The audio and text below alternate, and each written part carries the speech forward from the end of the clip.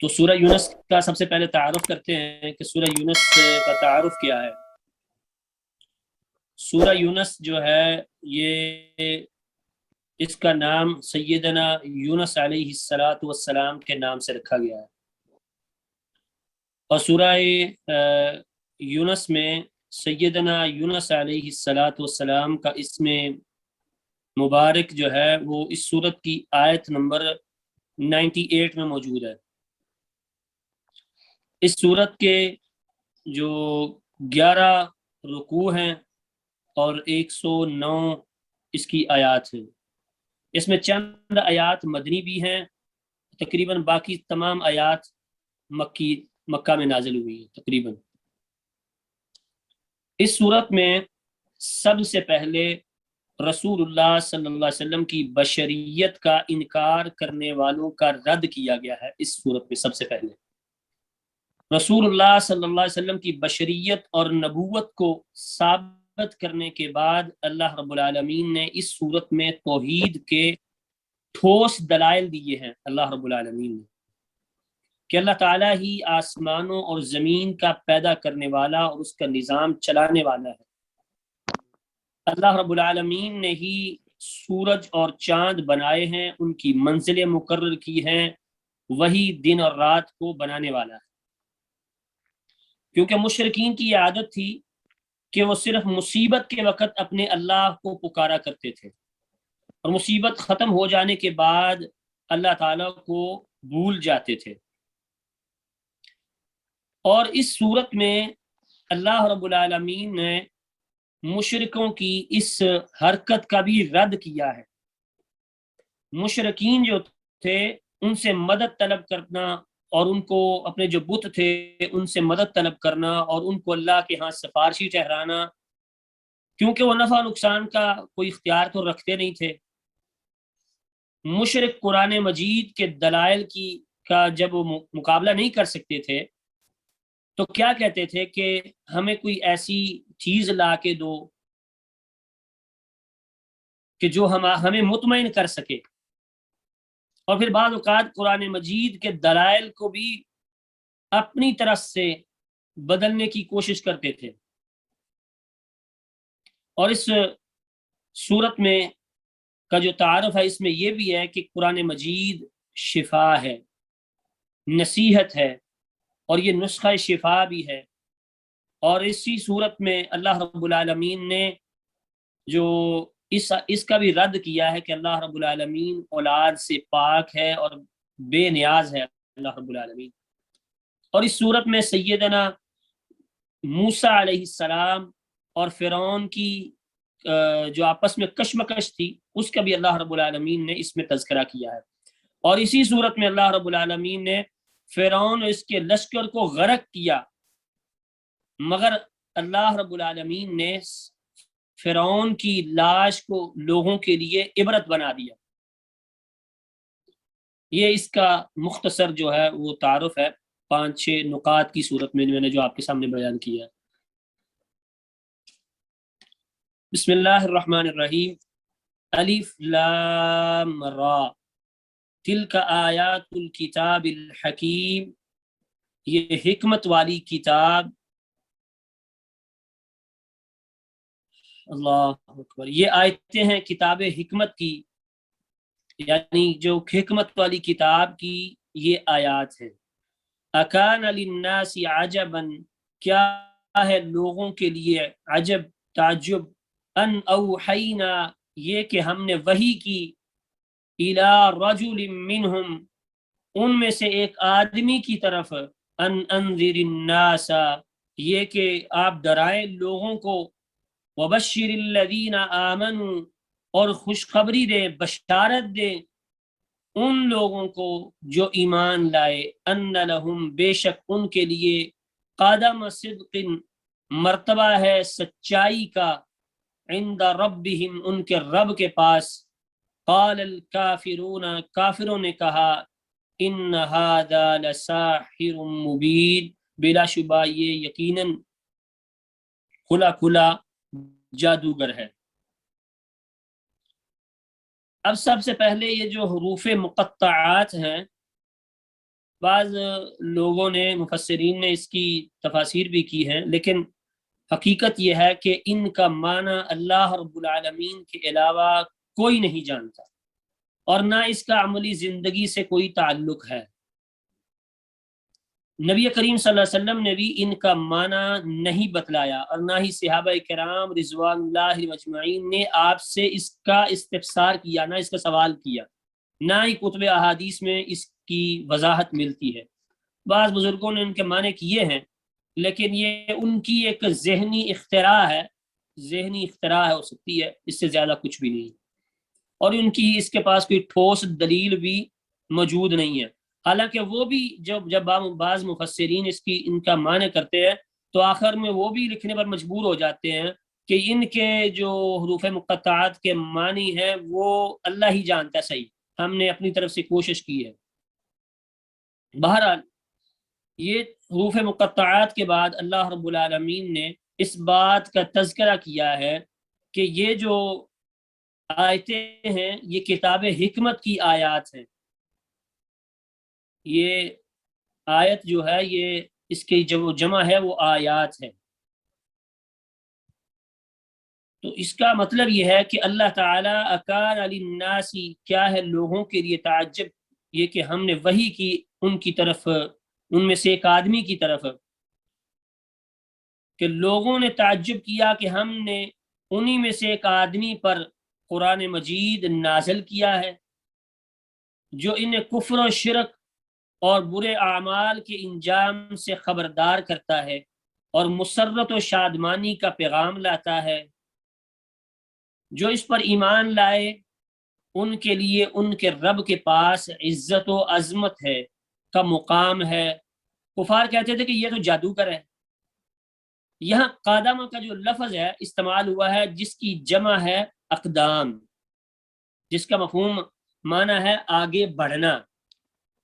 یہاں قادم صدق کے الفاظ لائے گئے ہیں، یعنی یہ ترقی اور مرتبہ کو صدق نیت اور حق قبول کرنے اور اس پر عمل کرنے سے ہی حاصل ہوگا۔ اس کو یہی نبوت کی دعوت کا خلاصہ ہے۔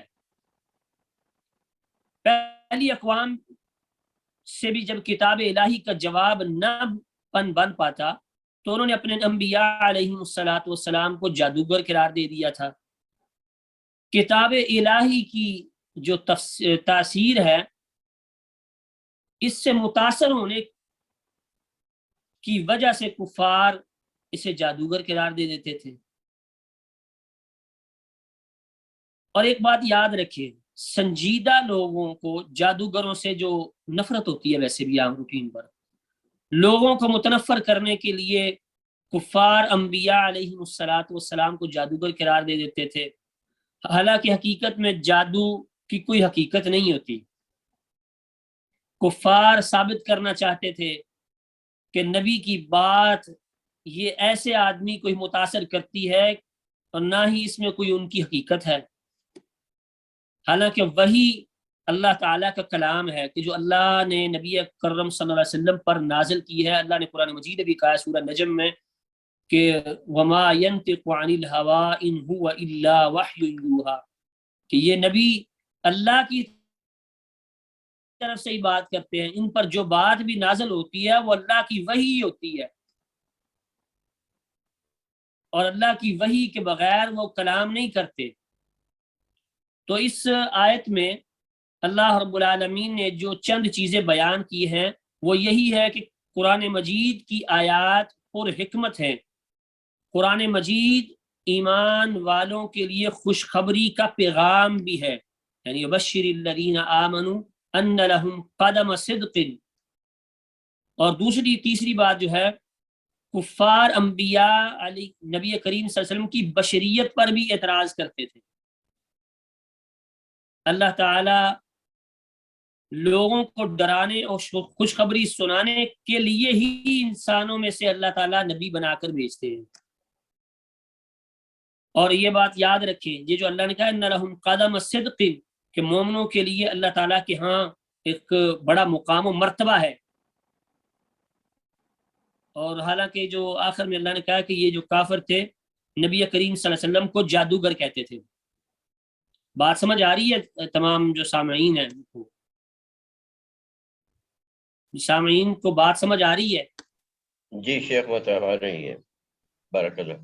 اگلی آیت میں اللہ رب العالمین نے ارشاد فرمایا ان ربکم اللہ الذی خلق السماوات والارض، یقینا تمہارا رب اللہ ہی ہے، الذی وہ خلق السماوات پیدا کیا اس نے آسمانوں، والارض زمین کو، فی ستۃ ایام 6 دنوں میں، ثم استوى علی العرش پھر وہ مستوی ہو گیا عرش پر، یدبر الامر وہ تدبیر کرتا ہے، ما من شفیع الا من بعد اذن نہیں سفارشی مگر ان میں سے اس کی اجازت کے بغیر، ذالکم اللہ ربکم یہ ہے تمہارا اللہ تمہارا رب، سو تم اسی کی عبادت کرتے ہو، افلا تذکرون کیا پھر نہیں تم نصیحت حاصل کرتے؟ یقیناً تمہارا رب اللہ ہی ہے جس نے آسمانوں اور زمینوں کو 6 دنوں میں پیدا کیا، پھر وہ عرش پر مستوی ہو گیا، ہر کام کی تدبیر کرتا ہے، اس کی اجازت کے بعد کوئی سفارش کرنے والا نہیں ہے، وہی اللہ تمہارا رب ہے، بس اسی کی عبادت کرو، کیا تم نصیحت حاصل نہیں کرتے؟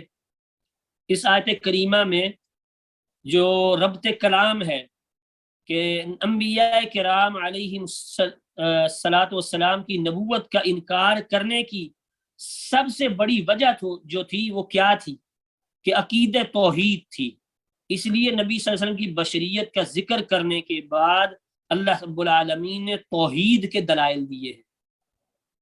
یہ پہلی آیت میں اللہ رب العالمین نے نبی کریم علیہ الصلاۃ والسلام کی بشریت کے دلائل دیے ہیں کہ الی رجل منہم کہ تم میں سے نبی میں نے بھیجا ہے جو تمہیں خوشخبری بھی دیتا ہے ڈراتا بھی ہے، پہلی آیت میں، اور دوسری آیت میں اللہ رب العالمین نے توحید کے دلائل دیے ہیں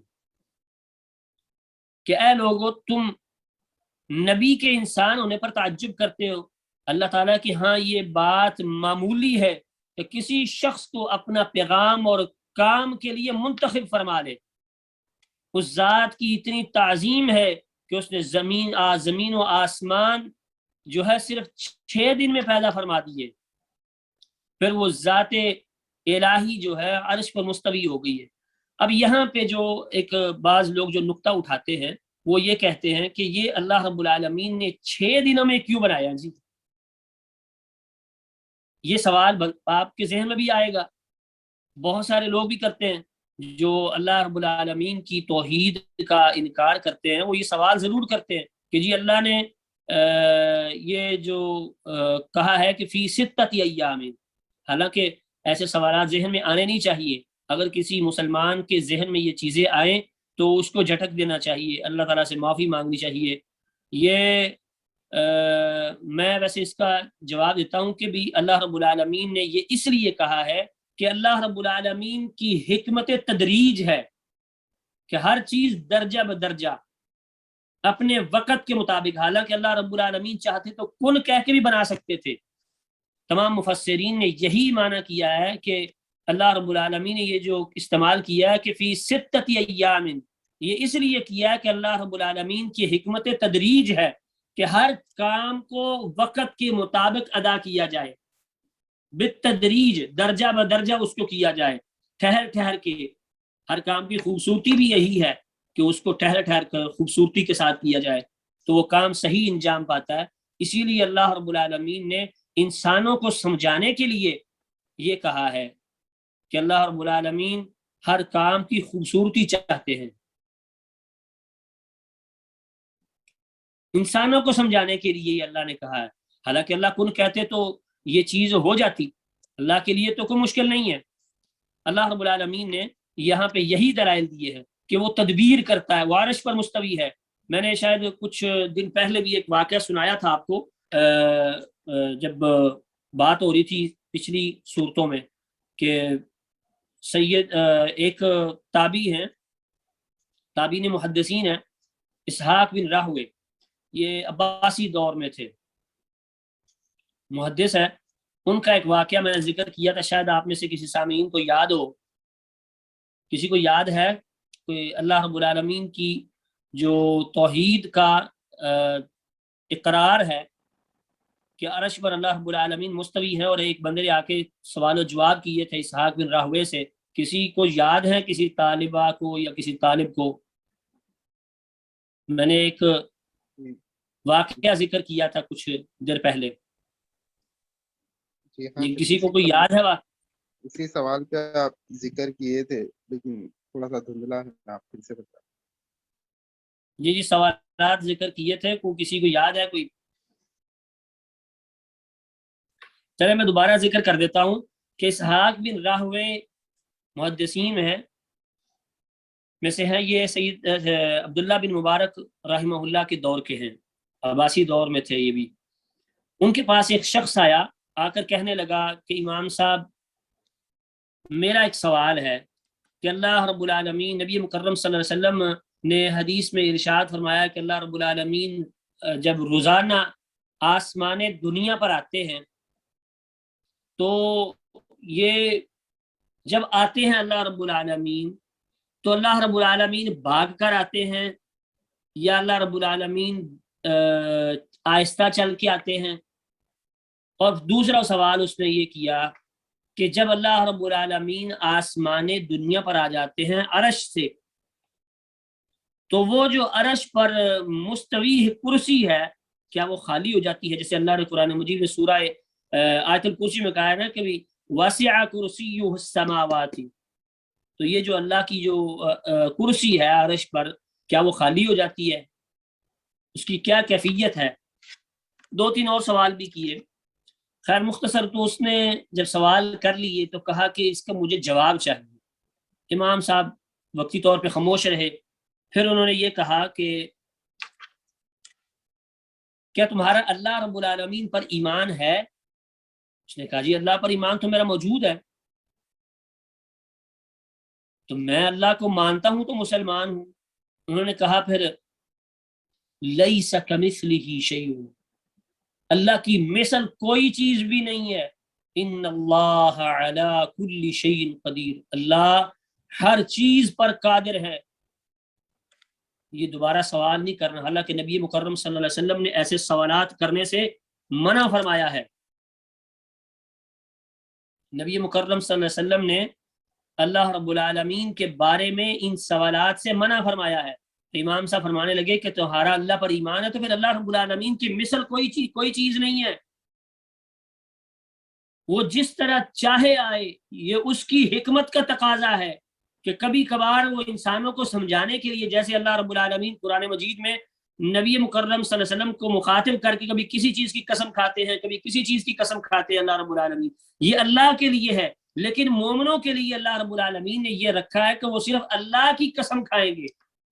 اسی طرح یہاں پر بھی اللہ کی حکمت کا تقاضا یہ ہے کہ اللہ رب العالمین چاہتے تو وہ کن کہہ کے بھی بنا سکتے تھے، لیکن اللہ نے انسانوں کو سمجھانے کے لیے کہ ہر کام درجہ بدرجہ کرنا چاہیے، یہ اس کا فطری تقاضا بھی ہے۔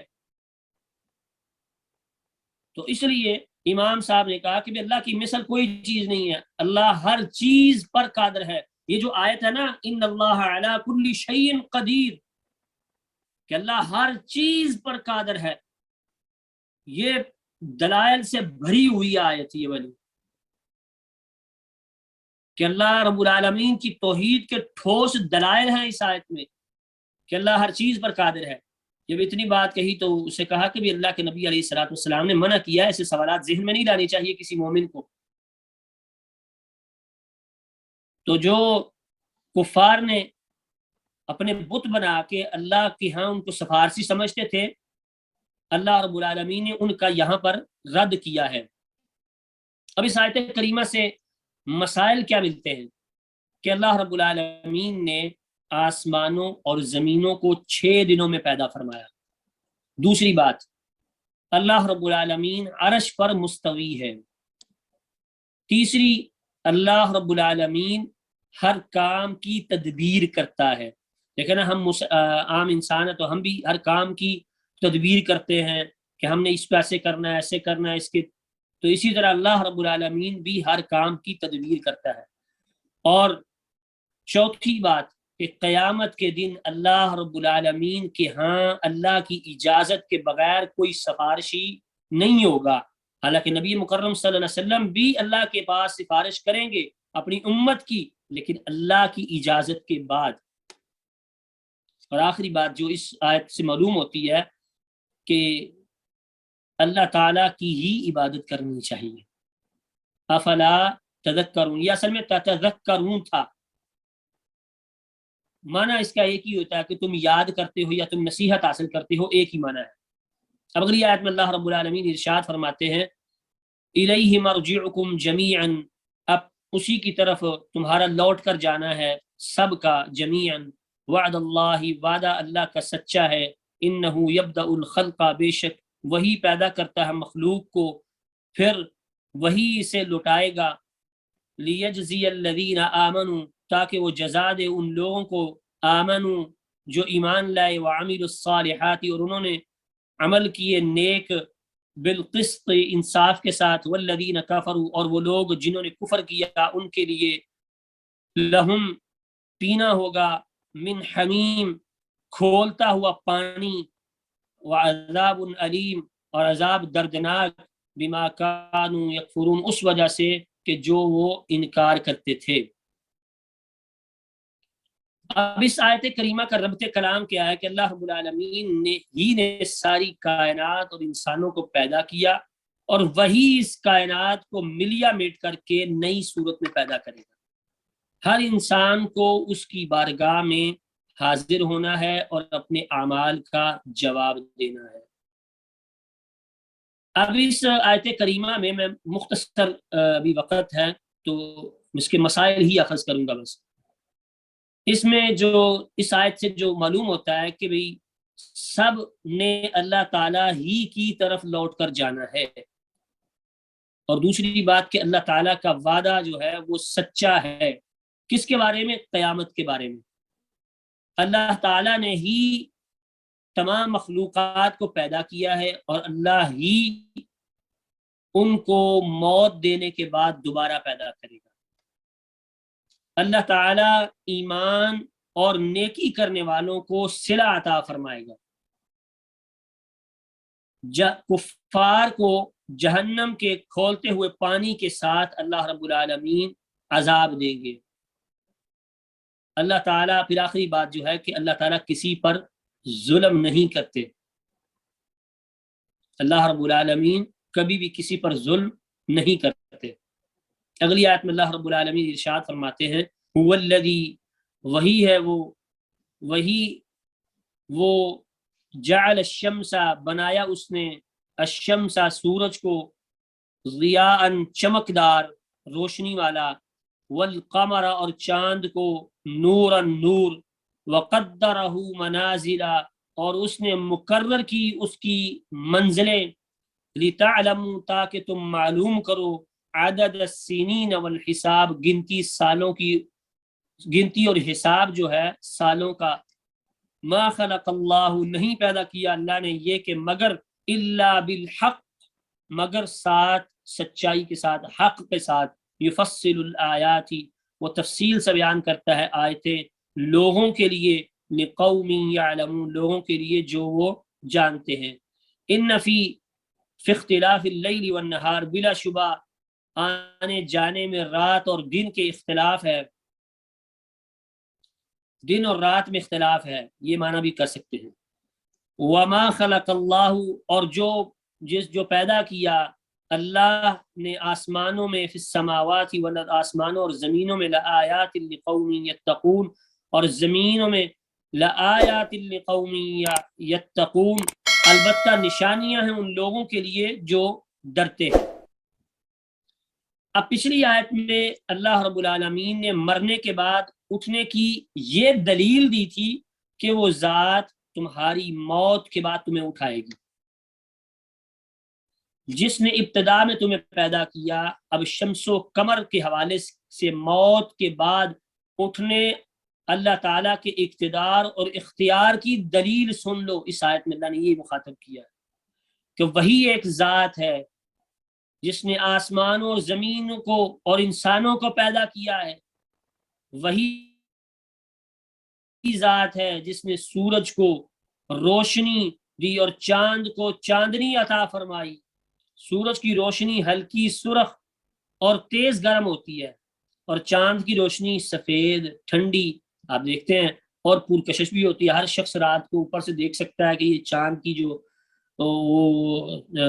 سورج کی جو تمازت ہوتی ہے، اس کی گرمی ہر بندہ شخص نہیں دیکھ سکتا اوپر وہ آنکھ اٹھا کے، وہ گرم ہوتی ہے، اور چاند کو بندہ دیکھ سکتا ہے، جس کی وجہ سے کچھ فصلیں سورج کی تیز روشنی میں اور کچھ فصلیں چاند کی پرکشش روشنی میں تیار ہوتی ہیں۔ آپ نے دیکھا ہوگا کچھ فصلیں ایسی بھی ہوتی ہیں جو صرف چاند کی روشنی میں تیار ہوتی ہیں، اور کچھ فصلیں ہیں جو سورج کی روشنی میں تیار ہوتی ہیں۔ دنیا کو دونوں قسم کی روشنی کی ضرورت ہے، لیکن اللہ رب العالمین نے ہمیشہ کے لیے انسانوں کے لیے اس کا انتظام کر دیا ہے۔ اب اس آیت سے کیا معلوم ہوتا ہے کہ سورج کو چاند روشنی اور چاند کو چاندنی اللہ رب العالمین نے عطا کی ہے۔ سورج اور چاند کی اللہ نے منازل طے کر دیا۔ منازل کیا ہے؟ منازل یہی ہے کہ زمین و آسمان کا چل پھر کر آنا، کبھی رات آ رہی ہے، کبھی دن آ رہا ہے، کبھی دوپہر ہے، یہ جو ساری اللہ رب العالمین نے دن اور رات کی جو کچھ پیچھے اللہ نے کہا نا کہ اس میں اختلاف ہے، اور پھر آگے اللہ نے کہا عدد السنین والحساب، تو یہ اسی سے معلوم ہوتا ہے کہ اختلاف یہی ہے کہ یہ دن اور رات کا پھر کر آنا یہی ہے کہ سالوں کی گنتی اور حساب معلوم کرو آپ، اسے یہی اللہ نے اس کی منزلیں مقرر کر دی ہیں۔ سورج اور چاند کی منازل جو ہے دوسری بات اللہ تعالیٰ نے مقرر کی ہے۔ تیسری بات، چاند اور سورج کی گردش اللہ رب العالمین نے اس لیے مقرر کی ہے کہ انسان اس سے اپنے دنوں کا حساب لگا سکے، اپنے دنوں کی گنتی کر سکے۔ اور چوتھی بات جو ہے کہ اللہ تعالیٰ جاننے والوں کے لیے جو اللہ کو جانتے ہیں ان کے لیے اپنی نشانیاں کھول کر بیان کرتے ہیں۔ اللہ رب العالمین اپنی نشانیاں کھول کر بیان کرتے ہیں۔ اللہ رب العالمین جو اگلی آیت اس آیت بیان کی ہے، رات اور دن کا مختلف ہونا بھی اللہ تعالیٰ کی نشانیوں میں سے ہے۔ اور آخری بات جو اللہ رب العالمین نے اس آیت میں بیان کی ہے کہ زمین اور آسمان کی تخلیق جو ہے یہ بھی اللہ تعالیٰ کی نشانیاں ہیں۔ پہلی بات کہ رات اور دن کا مختلف ہونا یہ بھی اللہ کی نشانی ہے، آسمان اور زمین کی تخلیق یہ بھی اللہ کی نشانی ہے۔ یہ اس میں سے چند جو مسائل ہیں وہ اخذ ہوتے ہیں۔ اگلی آیت میں اللہ رب العالمین ارشاد فرماتے ہیں ان الذین لا یرجون، بے شک وہ لوگ لا یرجون نہیں وہ امید رکھتے، لقاءنا ہماری ملاقات کی، وردوا اور وہ راضی ہوئے، بالحیات الدنیا دنیا کی زندگی کے ساتھ، واطمأنوا بها اور مطمئن ہوئے اسی کے ساتھ، والذین اور وہ لوگ ہم ان آیاتنا غافلون ہماری آیات سے غفلت کرنے والے ہیں، اولئک مأواہم النار بما کانوا یکسبون یہی لوگ ان کا ٹھکانہ آگ ہے، بما کانوا یکسبون سبب اس کے کہ جو وہ تھے کماتے۔ اب اس آیت کا جو ربط کلام ہے وہ کیا ہے کہ اللہ رب العالمین نے اتنے کھلے اور باری دلائل ان کے جو کفار تھے، اس کا ربط کلام جو آگے بیان ہوا ہے کہ اتنے کھلے اور باری دلائل موجود ہونے کے باوجود بھی جو بعض لوگ تھے وہ اللہ رب العالمین کے جو قیامت کا دن ہے اللہ نے بنایا ہے اس کا، آخرت کے دن کا انکار کرتے ہیں۔ تو اس کا بنیادی سبب یہ ہے کہ یہ لوگ دنیا کو اور اس کی دنیا کی زندگی پر راضی ہو چکے ہیں۔ آخرت کے انکار کا پہلا اور بنیادی نتیجہ یہ نکلتا ہے کہ انسان دنیا کا بندہ بن کر رہ جاتا ہے، اس کی ساری محنت دنیا کے لیے ہوتی ہے، اور دنیا کی ہوش میں اس قدر آگے بڑھ جاتا ہے کہ وہ اپنی عزت تک بیچ دیتا ہے۔ بسا اوقات دنیا کے لالچ میں اس قدر اندھا ہو جاتا ہے، اس قدر اندھا ہو جاتا ہے کہ اپنے جگر گوشوں اور ہر چیز جو ہے اس وہ حرام و حلال طریقے سے جمع کرتا ہے. تو یہ چیزیں اللہ رب العالمین نے یہاں پر بیان کی ہیں. اب اس آیت سے بھی جو چند باتیں معلوم ہوتی ہیں کہ اللہ تعالیٰ کی ملاقات کے منکر اور دنیا کی عیش و عشرت پر مطمئن ہونے والے لوگ ہی اللہ تعالیٰ کی آیات سے غافل ہیں. دوسری بات، جو لوگ دنیا کے پیچھے لگ کر اللہ تعالیٰ کو بھول جاتے ہیں، یہ جو اللہ نے آخری آیت میں کہا ہے نا، تو یہ اللہ نے کس لیے بیان کیا ہے کہ جو لوگ دنیا کی غفلت کے پیچھے لگ کر اللہ کو بھول جاتے ہیں، اللہ نے کہا ان کا ٹھکانہ جہنم ہے. السلام علیکم شیخ. ایک جی سوال یہ تھا شیخ، جی پوچھیں. یہ دن اور رات کی گردش جو جی آتے ہیں، دن جاتا ہے رات آتی ہے، اور رات جاتی ہے دن آتا ہے، تو یہ جو ہے یہ سورج گردش کر رہا ہے یا زمین گردش کر رہی ہے؟ یہ جو یہ اللہ رب العالمین نے ذکر کیا ہے نا اس کا، کہ جو سورج گردش کر رہا ہے نا اللہ نے، تو زمین بھی گردش کرتی ہے. زمین بھی گردش کرتی ہے، سورج بھی گردش کرتا ہے، دونوں چیزیں گردش کرتی ہیں. تو باقی یہ جو اللہ رب العالمین نے کہا ہے نا کہ یہ جو دنوں کا حساب ہے، اس کا تعلق صرف اور صرف سورج کے ساتھ ہے. ویسے تو سائنسدانوں کا جو انہوں نے اپنا تھیوری پیش کیا کہ یہ تو زمین بھی گردش کرتی ہے، لیکن یہ سائنسدان غلط ثابت ہوتے ہیں.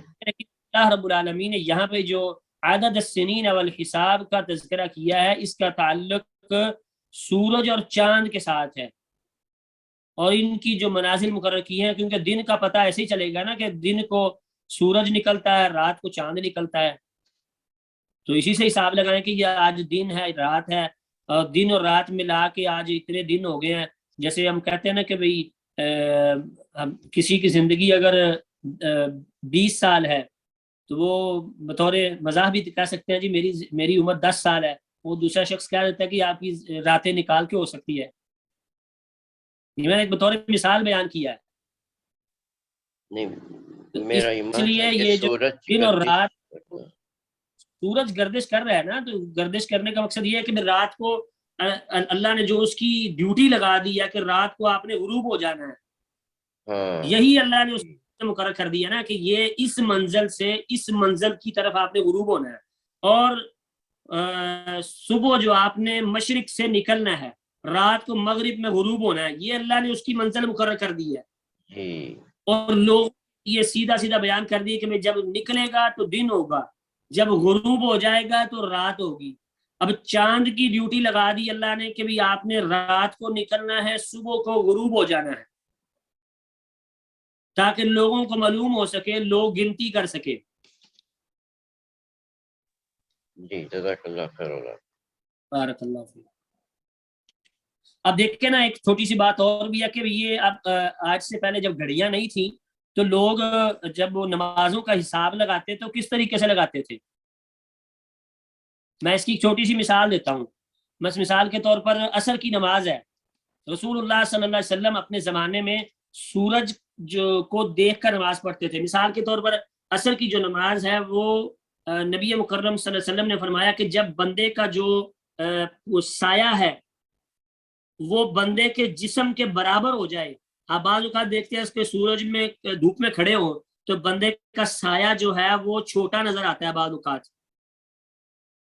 اوقات وہی سایہ جو ہے بندے کے جسم کے برابر ہوتا ہے. تو عصر کی نماز کا وقت کب ہوگا کہ جب بندے کا جو انسان کا جو سایہ ہے انسان کے جسم کے برابر ہو جائے تو عصر کی نماز کا وقت ہو جاتا ہے. یعنی نمازوں کا حساب اور اوقات کا حساب جو وہ سورج کے حساب سے لگاتے تھے نا سارے. تو اس سے ثابت ہوتا ہے سورج گردش کر رہا ہے. جی وہ ایک مقامی عالم صاحب سے میری بحث ہو گئی تھی، وہ کرے کہ زمین گردش کر رہی، سورج اپنی جگہ قائم ہے. میں بولا یہ غلط ہے، سورج بھی گردش کر رہا ہے. الشمس والقمر بحسبان. کون سی آیت ذکر کیا آپ نے؟ الشمس والقمر بحسبان. الشمس والقمر، یہ سورہ تو رحمان رحمان کی میں آیت اللہ رب العالمین، جی یہ اللہ رب العالمین نے یہ جو یہاں پہ اللہ نے ذکر کیا ہے نا کہ منازل لتعلم، تو اس کی منزلیں مقرر کر دی ہیں، تو یہی اس کا یہ جو اللہ نے یہاں سے مشرق سے لے کر مغرب تک اللہ نے منزل مقرر کی ہے نا، تو یہ اس کا معنی گردش کرنا ہی ہے. تو جی جب بے شک. یہ جو ہے نا شمس والقمر بحسبان، تو اس سے مراد یہ ہے کہ یہاں سے نکل کر وہاں پہ غروب ہو جانا، یہ اس کا ٹھہر جانا ہی ہے، یعنی اپنی ڈیوٹی سے وہ انحراف نہیں کرتا. انسان تو انحراف کر لیتے ہیں نا کہ اللہ نے ہماری ڈیوٹی لگائی ہے فما خلقت الجن والانس الا لیعبدون، کہ اللہ رب العالمین نے جنوں اور انسانوں کو پیدا کیا اپنی عبادت کے لیے. لیکن یہ جو اس میں بھی نشانی ہے اللہ نے بیان کی ہے کہ جو سورج اور چاند ہے یہ اللہ نے ان کی ڈیوٹی لگا دی ہے، سورج گردش کر رہا ہے تو یہاں سے لے کر مغرب تک اور مغرب سے لے کر مشرق تک یہ گردش ہی کر رہا ہے نا. جی ہاں جی ہاں بے شک. صحیح. جزاک اللہ خیر. بارک اللہ. میں نے یہ آیت پڑھی تھی الیہ مرجعکم جمیعا وعد اللہ، اس آیت میں جو اللہ رب العالمین نے لفظ استعمال کیا ہے حمیم، حمیم کا معنی کیا ہے؟ گرم. گرم کیا ہے حمیم کے معنی؟ حمیم گرم گرم، تو گرمی یا گرم. اگر ایک انگلی لگانا تو وہ بھی گرم ہوتا ہے، یہاں پہ اللہ نے معنی کیا حمیم کا. حمیم کون سے پانی کو کہتے ہیں؟ گرم تو ہوتا ہی ہے، کھولتا ہوا پانی، کھولتے ہوئے پانی کو، جو بالکل کھول رہا ہو اوپر سے، جسے کہتے ہیں وہ اس کے بلبلے نکل رہے ہوں اوپر سے، کھول رہا ہو پانی، اسے کہتے ہیں حمیم. اللہ قیامت کے دن ان کو اس طرح کے عذاب سے دچار کریں گے. اب اس آیت کریمہ میں نے کچھ مسائل بتائے تھے، وہ کوئی ذکر کر دے کہ اس کے میں مسائل کیا اخذ کیے تھے، اس آیت سے کیا معلوم ہوتا ہے، کوئی 2 یا 3 مسائل بتا دے. سب سے پہلے شیخ انسان کو اللہ ہی کی طرف لوٹ کر جانا ہے. جی جی. دوسرا کوئی؟ اللہ کا وعدہ سچا ہے قیامت کے بارے میں، جہنمیوں کو جی کھولتا ہوا عذاب دیا جائے گا اور اللہ تعالیٰ کسی کے اوپر ظلم نہیں کرتا. ماشاء اللہ. ایک چیز اور ذکر کی تھی وہ بھی کر دے، ایک چیز باقی رہے گی، کوئی اور ذکر کر دے. سورج کی روشنی اور چاند کی چاندنی نہیں اس میں تو یہ اس چیز بنایا. کا بیان نہیں ہے، اگلی آیت میں اس آیت سورج اور چاند کا بیان نہیں ہے. اس میں جو باتیں باقیوں نے ذکر کی ہیں، اس میں ایک چیز باقی رہتی ہے کہ اللہ رب العالمین نے تمام مخلوقات کو جو پہلی بار پیدا کیا ہے وہی موت دینے کے بعد دوبارہ بھی پیدا کرے گا. یہ جو آپ نے بات کی ہے یہ اس سے پہلی آیت میں ہے. اب میں نے ایک واقعہ ذکر کیا تھا، یہ میرے خیال دوسری مرتبہ آج ذکر کیا ہے، کوئی اس واقعے کی طرف نشاندہی فرما دے کہ واقعہ کیا تھا، کوئی بھی سنا دے تاکہ آپ کے ذہنوں میں ذہن نشین ہو جائے تمام سامعین کے. کوئی بھی ذکر کر دے دوبارہ واقعہ جو ہے. امام صاحب کا نام بھی، امام صاحب کا نام لکھنا بھول گئے شیخ، لیکن اسحاق بن راہوی. جی ماشاء اللہ ماشاء اللہ. اب واقعہ کوئی ذکر کر دے، واقعہ کیا تھا، کیونکہ جب بھی کوئی ایسا سوال کرے، آپ بھی ماشاءاللہ قرآن مجید کا ترجمہ پڑھ رہے ہیں اور تفسیر پڑھ رہے ہیں، تو کوئی بھی آپ سے سوال کر سکتا ہے. جب آپ کسی کو پڑھائیں تو کوئی آپ سے سوال کرے تو آپ اس واقعہ کو ذکر کریں، تو تاکہ ہر مسلمان جو ہے جو یہ سوچتا ہے چیزیں اللہ رب العالمین کے بارے میں، تو وہ اس کا انکار کر سکے اس واقعے کی روشنی میں. کوئی اس واقعے کو دوبارہ ذکر. اسحاق بن رخوی کے پاس ایک شخص آتا ہے اور کہتا اللہ تعالیٰ کے متعلق سوال کرتا ہے کہ جب اللہ تعالیٰ عرش سے اتر کر پہلے آسمان پر آتا ہے تو وہ چلتے ہوئے آتا ہے یا دوڑتے ہوئے آتا ہے، اور اسی طرح اور یہ بھی سوال کرنے لگتا ہے کہ جب اللہ تعالیٰ زمینی آسمان پر پہلے آسمان پر ہوتا ہے تو عرش پر کون ہوتا ہے؟ تو اللہ کی نبی اسحاق بن رخوی رحمہ اللہ فرماتے ہیں کہ لیسا کمثلہ شیء، اللہ کی کوئی مثال نہیں، اور ان اللہ علی کل شیء قدیر، اللہ ہر چیز پر قادر ہے، وہ جیسے چاہے ویسے آ سکتا ہے، اور ایسے سوالات کرنے سے منع کیا گیا اللہ کی. جی جی ماشاءاللہ. اور ایک حدیث بھی ذکر کی تھی کہ رسول اللہ صلی اللہ علیہ وسلم نے ایک مومن آدمی کو رسول اللہ اس جیسے حدیث کا مفہوم ذکر کیا تھا کہ ایسے اس قسم کے سوالات کرنے سے منع کیا ہے. اور ایک حدیث ذکر کی تھی یہ جو اس نے سوالات پوچھے تھے وہ کس حدیث کی روشنی میں پوچھے تھے، وہ بھی حدیث ذکر کر دے کوئی. یہ سوالات جو اس سائل نے کیے تھے امام صاحب سے وہ کس حدیث کی روشنی میں کیے تھے. یہ جو اللہ سائل تعالیٰ آیا رات تھا کے پہلے آسمان پہ آتے ہیں اللہ تعالیٰ. جی جی جی جی جی جی اسی حدیث کی روشنی میں سوالات. یہ اللہ تعالیٰ آ کے سوال کرتے ہیں نا کہ ہے کوئی مجھ سے حل من مستغفر، کوئی مجھ سے مغفرت طلب کرنے والا ہے، کوئی مجھ سے سوال کرنے والا. یہ وہ حدیث تھی جس کے بارے میں اس نے آ کے سائل نے سوال کیے تھے اور امام صاحب نے اس کا جواب دیا تھا. چلے ماشاء اللہ جزاکم اللہ خیرا. اب اس آیت کی روشنی میں بھی چند میں نے مسائل اخذ کیے تھے، کوئی اس آیت کی روشنی میں بھی بتا دے کہ بھی کیا اس میں سے مسائل اخذ ہوتے ہیں تاکہ مختصراً سمجھ آئے کہ بھی ہم نے کیا پڑھا ہے. اس آیت سے متعلق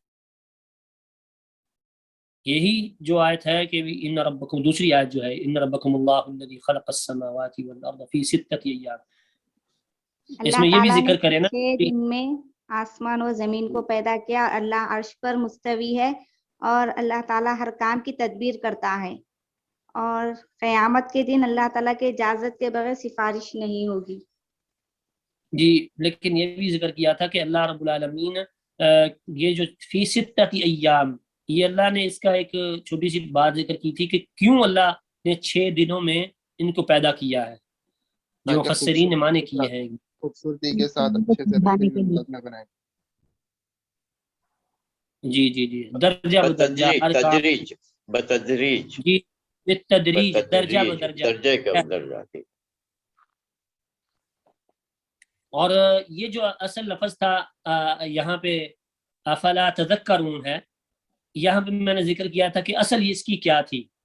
تذکرون جی اصل تھا تتذکرون، معنی دونوں کا ایک ہی ہے، لیکن یہاں پہ اللہ رب العالمین افلا تذکرون، تم یاد کرتے ہو یا تم نصیحت لیتے ہو، معنی ایک ہی ہے دونوں کا.